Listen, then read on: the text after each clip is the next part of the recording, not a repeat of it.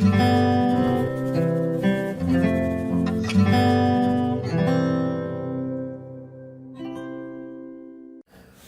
friends, we have ahead of us a factorization problem that we see often in secondary mathematics. Let us discuss part A. Factorize each of the following expressions completely. So what we have here is x plus y squared minus 4. You can put it to 2 squared. Now what we're trying to do here is to use the special formula. Okay, special product formula, which is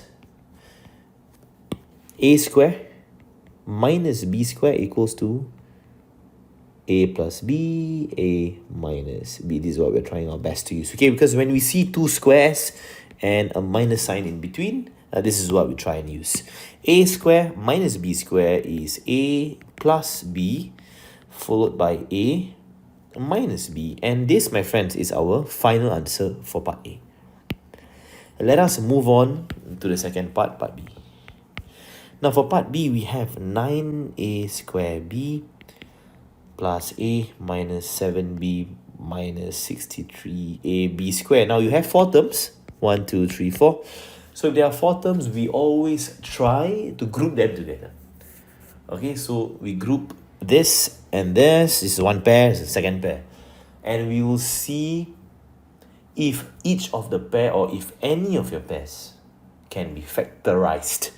In this case, both the pairs can be factorized. Fantastic, we can move on. There's no need to rearrange. Now, what happens if, for example, one pair is factorizable, one pair is not factorizable? We still can proceed. But what happens if both pairs cannot be factorized? Then we need to rearrange. Okay? We need to rearrange them. In this case, no need to do that. Now, between these two terms, you can take out a. So that's what we're going to do. And we're left with 9ab. No more a square. Because you took out a, right? You have 9ab left. Plus 1. Close this. Now, between these two guys, take out the minus 7. You are left with b plus. Oh, it's not just 7 that you can take out, by the way. FYI. You can take out 7 for the number. But don't forget, you can also take out the b as well. Because both has b. So minus 7b, what's left here is 1.